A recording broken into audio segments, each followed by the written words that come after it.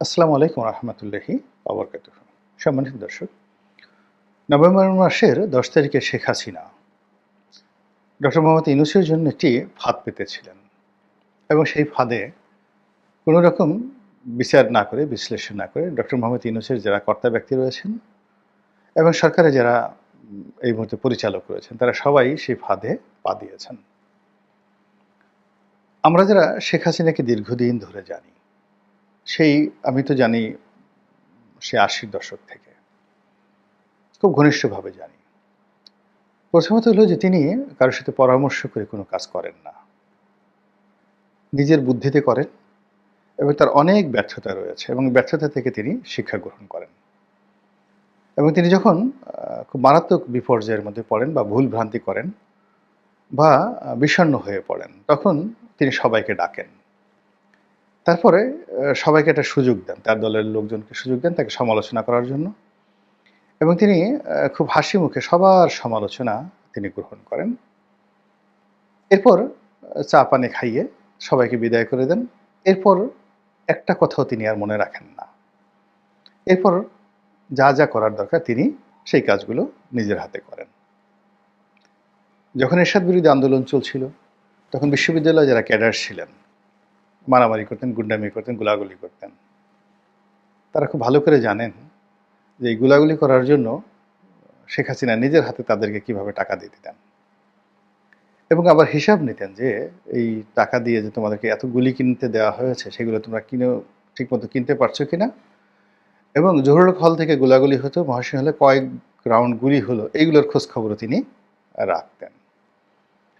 তারপর দেখা গেল যে তার কাউকে পছন্দ না, সেটা তোফায়েল সাহেব হোক, আমর সাহেব হোক, কিংবা ধরুন নাসিম সাহেব হোক, এই সিনিয়র যারা নেতৃবৃন্দ। এখন তিনি দেখা গেল যে এই তাদেরকে অপদস্থ করার জন্য তার দলেরই জুনিয়র কোন নেতাকে তিনি সরাসরি বললেন যে এই জিনিসটা তুমি করবা, ওর পাঞ্জাবি ধরে টান দেবা, পেছন ধরে ঢিল মারবা, এই কাজটা করবা। তো এই অভ্যাস শেখ হাসিনার আছে। আবার তিনি যে ১৫ বছর ক্ষমতা চালিয়েছেন, এই ১৫ বছর ক্ষমতা চালাতে গিয়ে তার যদি কখনো কোনো ওসিকে দরকার হয়েছে, তিনি কিন্তু আইজিকে বলেননি, তারপর এসপিকে বলেননি, তিনি সরাসরি সেই ওসিকে টেলিফোন করেছেন বা ডেকে এনেছেন। তারপরে বলছেন ডু ইট। ফলে কি হলো, মানে একজন প্রদীপের মতো ওসি, তাকে যদি প্রধানমন্ত্রী ডেকে বলে তুমি ১০০টা মার্ডার করে ফেলো, ওর মাথা ঠিক থাকে কিনা? ঠিক সেম ঘটনাগুলো কিন্তু এই ২০০০ একেবারে ২৪ সনের আগস্ট মাস পর্যন্ত, ওনার পালিয়ে যাওয়ার আগ পর্যন্ত তিনি এই কাজগুলো করেছেন। যখন সেনাপ্রধানকে দরকার, তার সাথে কথা বলেছেন। জিয়াউল হাসানকে দরকার, তার সঙ্গে কথা বলেছেন। যখন ডিজিএফআইয়ের চিফকে দরকার, তার সঙ্গে কথা বলেছেন। ডিজিএফআইয়ের চিফকে পাল্টানো দরকার এবং যাকে দরকার ব্যবহার করে হুশ করে ছেড়ে দিয়েছেন। যেমন ধরেন জেনারেল হাসান সরওয়ার্দী এখন শেখ হাসিনার খুব বিরুদ্ধে বলে। এখন হাসান সরওয়ার্দীকে যতদিন তার প্রয়োজন ছিল তিনি এমনভাবে ব্যবহার করেছেন, ওর যত রস আছে সব রস দুমড়ে মুচড়ে তিনি বের করে নিয়েছেন। Then get out.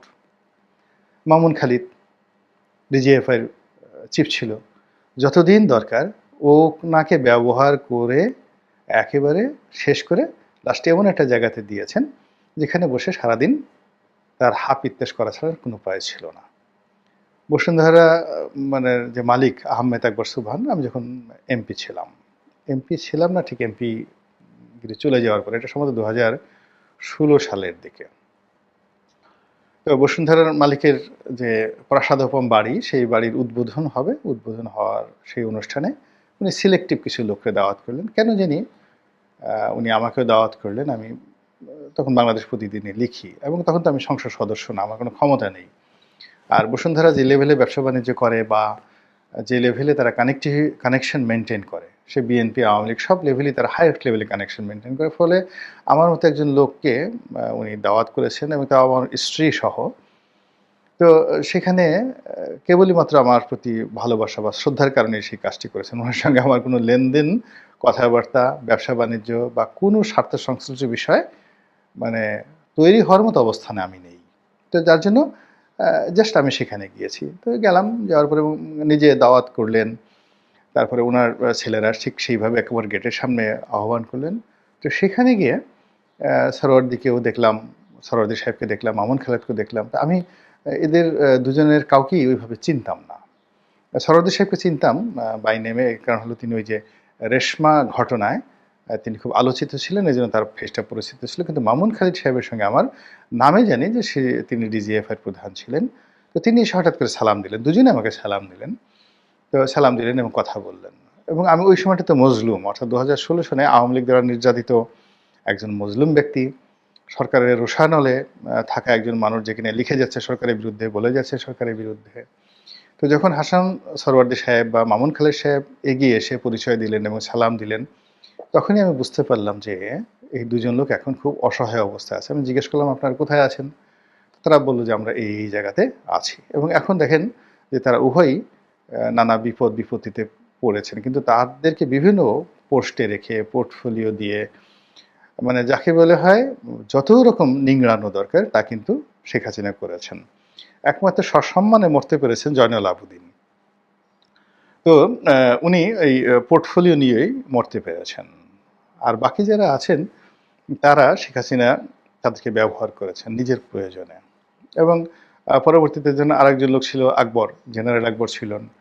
তো উনাকেও ব্যবহার করেছেন, প্রচণ্ডভাবে ব্যবহার করেছেন। এবং এই মানুষগুলোকে তিনি দুর্ধর্ষ বানিয়ে ফেলেছেন।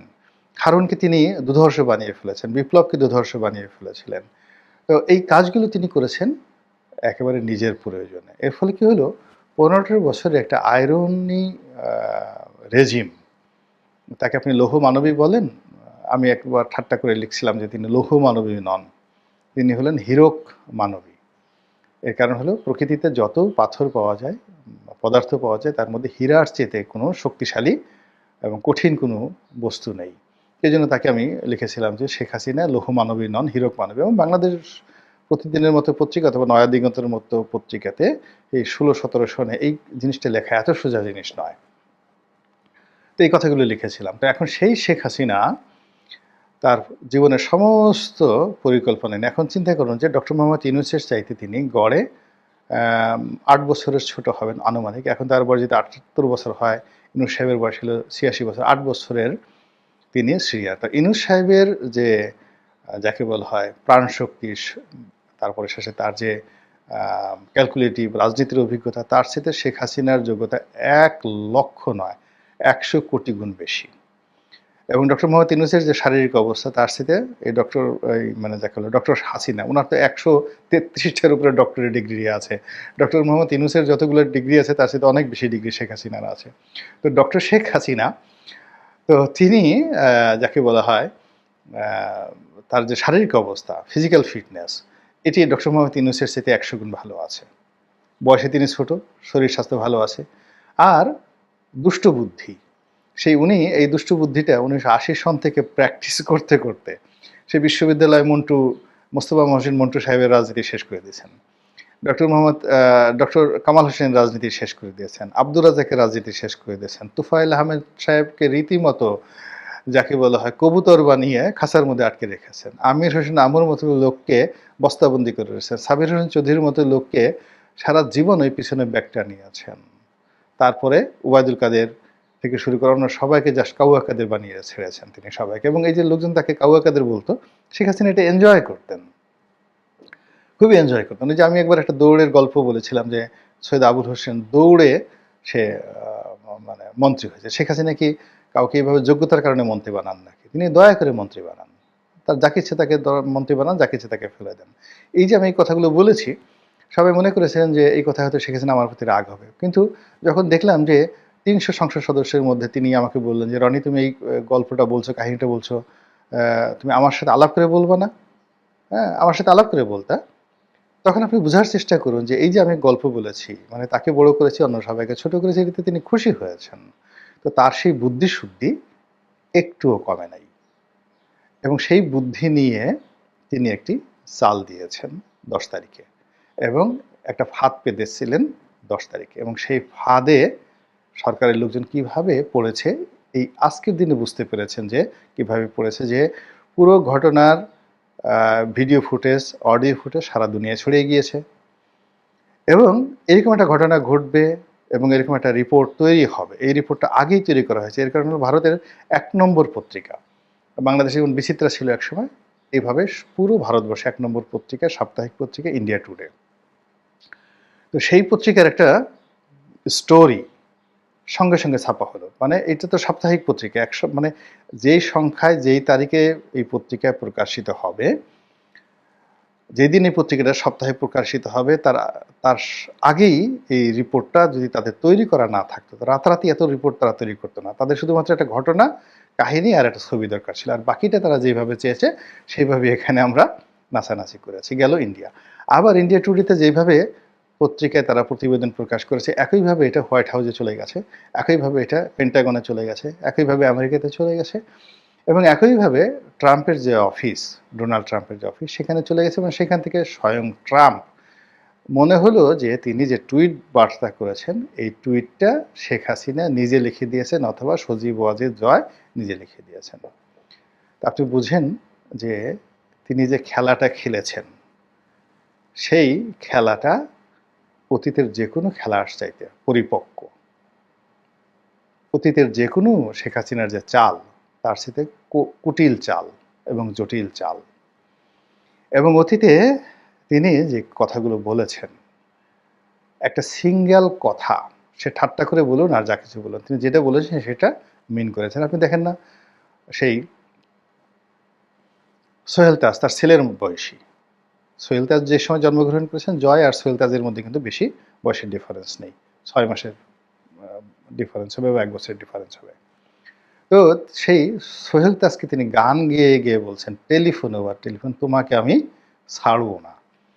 এবং সোহেল তাজ ওই যে তার গান শুনে, সে তো দেখে জানেন শেখ হাসিনাকে খুব কাছে থেকে দেখেছেন, তিনি এতটা ভয় পেয়ে গেছেন যে মাশাল্লাহ 2024 সনের 5 তারিখের, আগস্ট মাসের 5 তারিখ পর্যন্ত তিনি কিন্তু একটা ট্রু শব্দ করেন নাই। This is Sheikh Hasina.